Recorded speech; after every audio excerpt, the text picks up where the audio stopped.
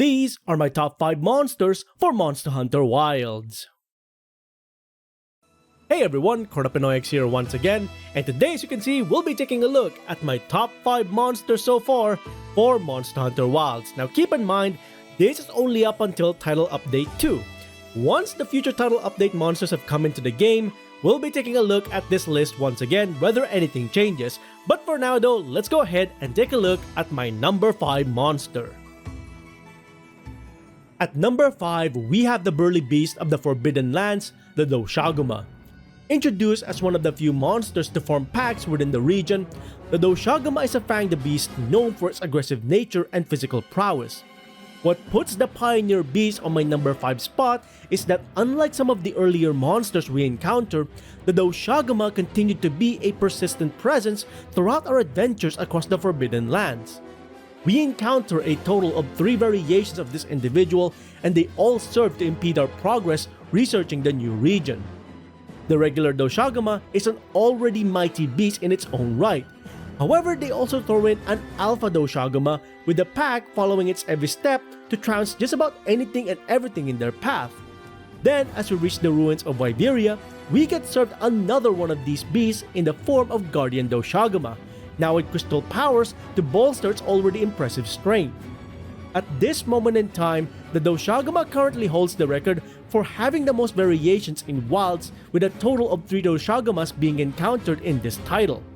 Whilst the Alpha Doshagamas don't get labeled separately from the regular individuals, they have plenty enough differences in their anatomy to make them stand out as the leader of the pack.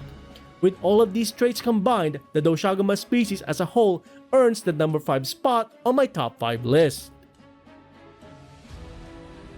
Sneaking its way through number 4, we have the Sha Woo, the predator of artificial life. Sha Woo is one of the 2 new monsters introduced under a new classification within the series, being officially classified as a cephalopod alongside its fiery brethren, the new Udra. The piercing assassin wins out over its oily cousin, mainly due to its combat abilities as well as interactions with the Guardians. The Sha Woo's main fighting style revolves around its agility, jumping, slipping, and sliding in order to bombard their targets with crystalline blades at any distance. Since these creatures are master assassins in their own right, they can be considered as an apex of sorts within the ruins of Wyveria, and Guardian monsters will need to be wary of this individual as it will attempt to consume them should they let their guard down. Sha Woo also has one of the more unique pin attacks in the series in that it will just straight up eat you and even swallow you whole if you faint from the pin attack. Don't know how we escape being swallowed by a giant octopus in this game, but apparently we do so afterwards. So yeah, definitely a unique interaction when it comes to its pin attack overall. Ruling the cliffs and 3rd place within my top 5 list, we have the Jindahad, the Lord of Ice. Jindahad is a gigantic leviathan, easily outsizing many of the large monsters found within the Forbidden Lands, and for an ice-based monster, Capcom really went and said, "We got this heatsink from one of our computers and turned it into a giant lizard." What truly makes this leviathan stand out for me is that it forgoes the usual reptilian-like design we see in most leviathans, and in turn, we have rusty metal extrusions across its body, making Jindahad feel like an aged formation that perfectly reflects the passage of time alongside its habitat. The hunt against Jindahad is also reminiscent of siege hunts found in World and Iceborne, in that as we progress through the hunt, the monster also becomes more difficult to deal with, eventually reaching a stage where it has a super move that can obliterate hunters if they don't know how to deal with the attack, very similar to Kolv Taroth and Safi'jiiva.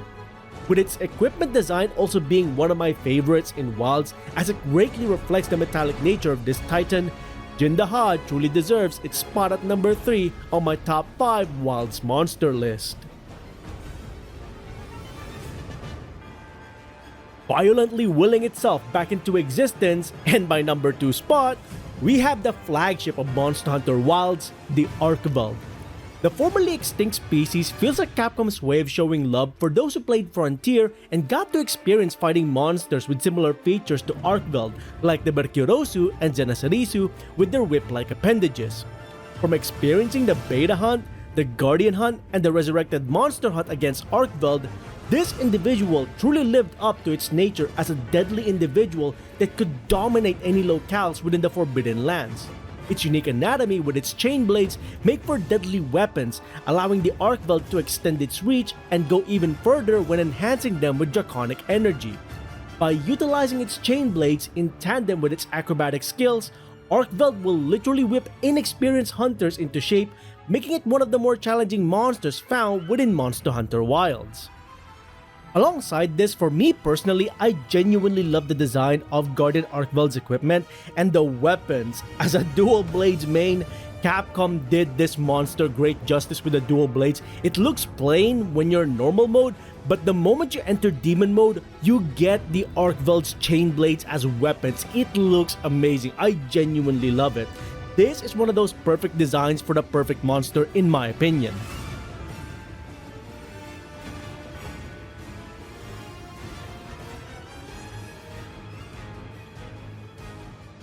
And finally, to the surprise of absolutely no one, the final monster forming itself as the ultimate weapon of the Ancients and reigning supreme as one of the most deadly existence within the Forbidden Lands and my #1 monster in Monster Hunter Wilds, we have the Seraphic Demon construct known as the Zosia. Ever since the introduction of this individual during the storyline of Wilds, the Zosia cemented itself as one of my favorite monsters to be introduced within this title. Having explored the lore of this construct on multiple videos, it once again comes as no surprise that Zosia would stand as my #1 monster introduced in Wilds. When they included the artificial dragon in the second title update, it became one of my most hunted creatures simply due to the scale of the fight against it. Whilst the main downside against the Zosia is that we fight it in an arena-like setting, very similar to other powerful individuals found within the series, it didn't take away anything from the experience, as the Zosia demonstrated its prowess against the hunters, showing that its might equaled those considered to be the most deadly and dangerous of dragons. Another element of this individual I genuinely enjoyed is its design. The angelic crystal armor makes the Zosia seem like a divine entity, and the construct mainly focuses on utilizing its crystal-based powers initially. It's not until it takes a certain amount of damage that its demonic artificial nature is revealed. As the fight progresses, the violent tendencies of the Zosia intensifies, which shows why the ancient civilization may not have been able to fully control it, as the black dragon within encroaches on the seemingly divine construct, showing the duality of the artificial monster. And as we reach the zenith of the fight, the Zosia just goes full black dragon on us and sheds the crystal armor completely, and utilizing all elements in its arsenal to completely decimate the hunters. Alongside the monster, I also enjoyed the equipment of the Zosia in that, as a hammer main, I unga bunga things, and the hammer has the most simplistic design that I've seen in all of the hammers found in Wilds. It is literally a brick they found in the ruins and they wrapped it around in Zosia materials. That's pretty much it. How much more caveman can you get? I love this weapon, I love its overall design. And alongside this, I also enjoyed the gimmick of transformation for the armor set. This is something heavily inspired by the Safajiva equipment found in Iceborne, because not only is the monster inspired by some of the most deadly creatures found in previous Monster Hunter games, but the equipment is as well. Overall, I just enjoyed the existence of the Zosia, from the lore, the monster itself, and the hunt against it, as well as the equipment design for some of its weapon types and the armor. This is the best monster that they have in Wilds for me personally, so that's the reason why I rank Zosia as my #1 top monster in Monster Hunter Wilds. And that, everyone, is my top 5 monsters which are newly introduced within Monster Hunter Wilds. This list may be updated at some point in the future should Capcom introduce other new monsters within Wilds with their upcoming title updates that aren't returning monsters in any way, shape, or form. And of course, if you have your own personal top 5 monster list within Wilds, do let us know what they are and why you consider them to be your top 5. And as always, if you enjoyed these videos, please consider hitting the like on the video itself, leaving a comment down below, and subscribing to the channel so you can go ahead and catch up on any other content that I might be doing in future. Until then, I hope you enjoyed this video, thanks ever so much for watching, and I'll see you next time. Onward and upward.